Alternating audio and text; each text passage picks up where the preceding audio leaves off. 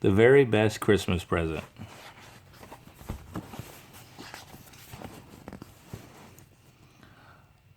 One snowy morning a few weeks before Christmas, Mr. Floggle's doorbell rang. It was the mail carrier. He had a big orange cat in his arms. "Is that your cat?" asked the mail carrier. "I found it in your mailbox." "No," said Mr. Floggle.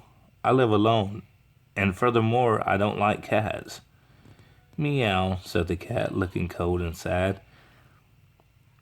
"I can't keep it," said the mail carrier. "Oh, bother," said Mr. Floggle. Then he looked at the cat. "Meow," said the cat, looking back in the big yellow eyes. "Well, I guess I can keep it for today," said Mr. Floggle, "but tomorrow it must go." Mr. Floggle took the cat in and gave it a saucer of milk. Then he went out about his chores. "Meow," said the cat. Mr. Floggle washed the dishes. "It's not use trying to talk to me," said Mr. Floggle. "I don't like cats." So the cat kept quiet and just watched, and Mr. Floggle whistled while he washed the dishes. "That's funny," he said to himself. "I haven't whistled in years." The day passed, and it was time to go to bed. The cat curled up beside Mr. Floggle and said, "Meow." "It's not use trying to talk to me," said Mr. Floggle. "I don't like cats." So the cat just laid there, purring gently. The purring put Mr. Floggle to sleep as soon as he closed his eyes. The next morning, Mr. Floggle took the cat out in his car and drove to the dairy farm nearby. "This is where I will leave you. You like it here," Mr. Floggle said. "I just don't like cats," Mr. Floggle said to himself as he drove away. Mr. Floggle went to the bed that night and said, "That's that." But the next morning, very early, the doorbell rang. It was a dairy farmer. He had a big orange cat in his arms. "Is this your cat?" asked the dairy farmer. "I found it in one of my empty milk cans." "No," said Mr. Floggle, who was surprised to see the cat again.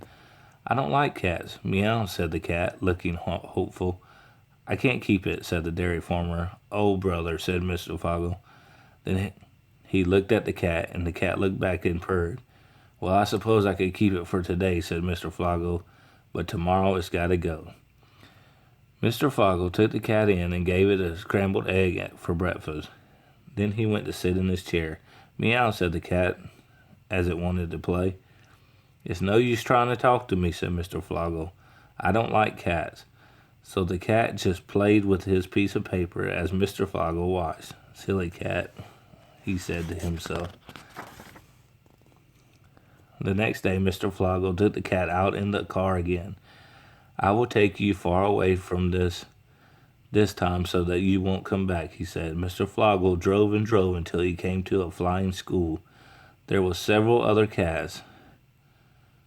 "You'll have plenty of company here," said Mr. Floggle. "Meow," said the cat. "No, you can't stay with me," answered Mr. Floggle.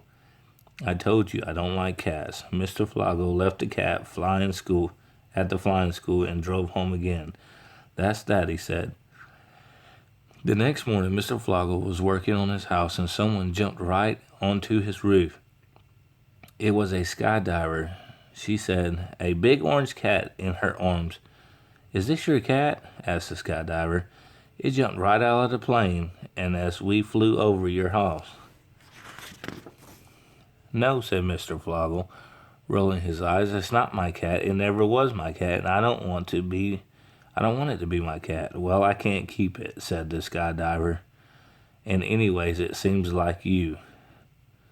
"Meow," said the cat, looking for Mr. Floggle lovingly. "Oh, brother," Mr. Floggle said, sigh. "Well, I guess I have to keep you for today," he said, "but tomorrow must go for good." Mr. Floggle went back into the work. "Meow," said the cat. "Oh, really?" said Mr. Floggle. "Well, I didn't miss you." "Meow," said this cat. Stuff and nonsense," said Mr. Floggle. The next morning, Mr. Floggle looked at the cat and said, "I really must get rid of you today. You know I don't like cats." He thought and thought about what to do. All of a sudden, Mr. Floggo had the best idea of all. "Since you were found in the mailbox," he said, "I will put the post office take care of it." "Thank you." That very same day, Mr. Fogel took the cat to the post office. "I want to mail this cat somewhere far, far away," he said to the postal clerk. "How about the North Pole?" said the postal clerk. "That's far, far away, and have a nice warm post office there." Mr. Flogel looked down at the cat, and the cat reached up and licked his face. Stuff ain't nonsense," said Mr. Fogel as he wiped off the kiss. Then, without knowing why, he suddenly asked, "Will they take good care of the North Pole post office?" "Of course," answered the postal clerk, looking offended. "We always take good care of our mail, especially at Christmas time." And without another word, he took the cat into the package room. The next day, the cat did not come back. It did not come back the day after and the day after that. "Well, I guess that's that," said Mr. Fogel as he washed his dishes. He tried to whistle, but nothing came out. More days passed and still no cat. "Well," said Mr. Fogel, a little quietly, "I guess that's that." He climbed into bed, but for some reason he couldn't fall asleep. "Stuff and nonsense," he murmured. "I'm just not tired. Now I'm just happened to the next day was Christmas Eve." Mr. Fogel watched for his window as people hurried to the fro, their arms filled with presents, stuffed and nonsense. Mr. Flogel didn't have any friends, so he never expected any presents for Christmas. Just then, for no good reason, he thought of the cat. "I wonder what the silly cat is doing now. He must have be sat in his chair. It's a good thing I don't like cats," he said to himself, "or I might miss it." Just before midnight, Mr. Fogel went to bed, but when he got under the covers, he tossed and turned and couldn't get to sleep. When he finally did go to sleep, he started to dream. He dreamed that he was doing his chores and the cat was watching him. He dreamed that he was sitting in his chair and the cat was playing with a robe. He dreamed that he was in bed and the cat was purring beside him. He smiled to himself and reached over to pet it. Then he woke up and remembered that the cat was gone. All of a sudden, he felt very sad and lonely. "I don't even like cats." Just then, someone rang the doorbell. He ran downstairs to answer it. It was Santa Claus. He had a big orange cat in his arms. "Is this your cat?" asked Santa. "I found it hiding in my sled in the North Pole." Mr. Flogel had been so used to saying no that he almost said it again, but suddenly he cried, Yes, it is my cat." "Meow," said the cat. "I'm glad you're back too," said Mr. Fogel, stroking the cat. Then Mr. Fogel turned to Santa. "But how did you know it was my cat?" he asked. Instead of answering, Santa just gave Mr. Flogel a wink and a nod and hopped into his sleigh.